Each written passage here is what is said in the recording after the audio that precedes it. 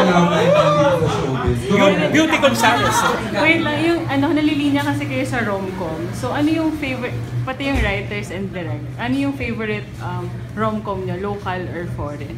Kailangan movie nila. Hindi naman. Meron ka na rom-com na iba? Top of mind. Favorite natin daw, 50 First Dates. Oo naman.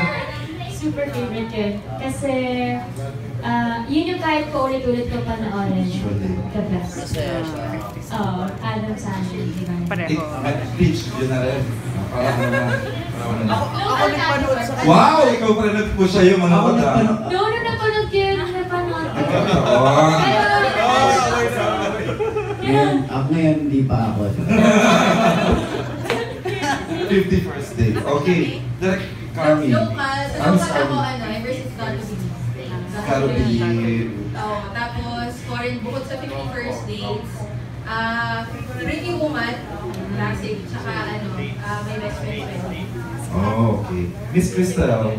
Christine, anong favorite rom-com mo? Ito, Sige. fan po ako ng Star Cinema. Kaya masaya po ako namin sa Star Cinema na ako. Ano po, Got to Believe, para po kami ni Miss Carmi. Tapos, Still There Was You. Still There Was You. Sino to? Papa? Piolo and Juday.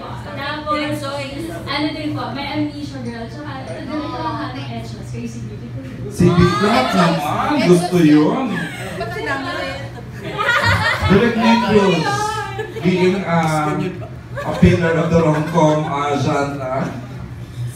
You have any favorite rom-com movies? Actually, napaisip ako kasi depende. Kasi random po yung tanong. Depende sa at the moment, parang kumbaga fan naman talaga ako ng rom-com film. Kailangan ba para ganito kakagaling, direct? Kasi gusto ko siya. Ayun, Na-enjoy ko siya. Kaya that's it. siguro, kaya ganun. Kasi kung hindi ko siya na-enjoy, may hirapan ako gawin to. Parang I'm gonna have a hard time making one. I'm a fan of rom-com films. Kaya talagang siguro dito rin ako na linya. I mean, I'm a romantic. Bata pa lang ako. Gano'n na. Sa kasi direct kasi yun eh. Ganun yung pagkatao. Actually. Walang bigas. sila. Sino yung... Awan.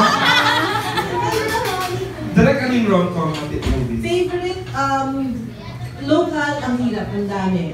I agree with them. I also, favorite ko rin ang Got to Believe. Gusto ko rin yung My Amnesia Girl. Gusto ko rin yung kay Kathy. Gusto ko rin yung Laika and Miggy series.